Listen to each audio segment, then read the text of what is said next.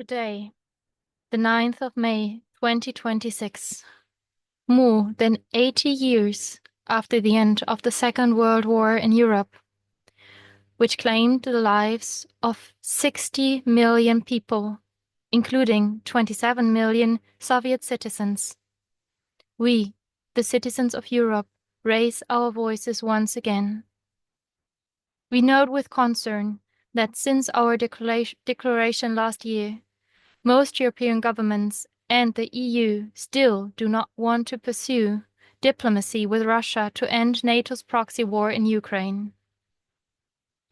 We are appalled that a war that has long been decided militarily and has already cost the lives of too many people on both sides of the front line is being prolonged in an irrational, if not insane, attempt to ruin Russia or to buy time for the current poker game for the redivision of the world.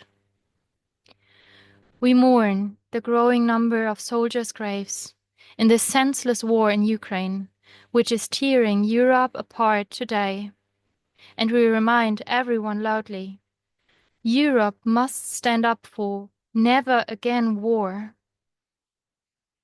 We have watched with disbelief as the EU, which always prides itself on its rule of law, has seriously considered confiscating Russian assets in Europe in violation of international law. We are alarmed that the EU is now depriving innocent citizens, critical authors, and journalists of their civil rights, placing them on extra-legal, arbitrary sanctions lists, and thus damaging the rule of law and freedom of expression in Europe in an intolerable manner. We wonder at our governments, parliaments, and, more recently, our courts, officially attributing the bombing of the Nord Stream pipeline to Ukraine perpetrators, contrary to all evidence, because no one in the German federal government or elsewhere in Europe has the courage to name the United States as the likeliest mastermind behind this terrorist attack. We are frustrated and angry that the entire EU bureaucracy, in conjunction with the EU member states, has so far failed to come up with a united, viable, and forward-looking European response to the new US security strategy.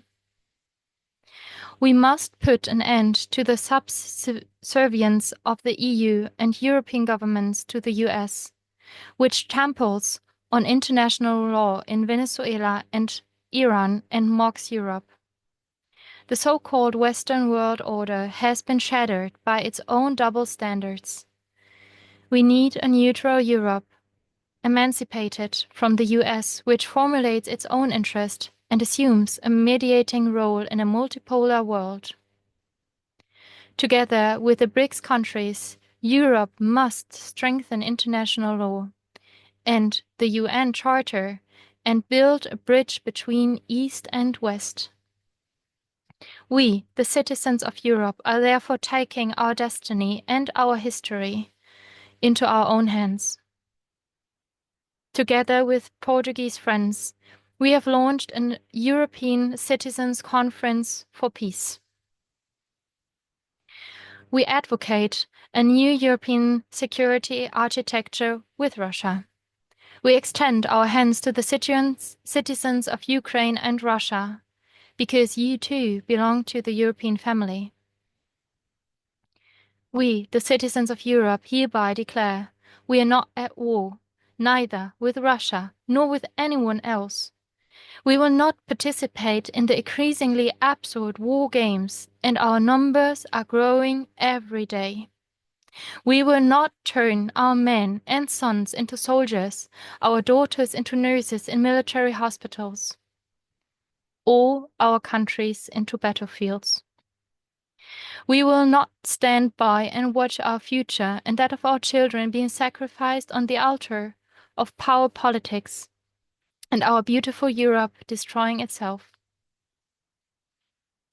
Long live Europe, long live peace, and long live freedom.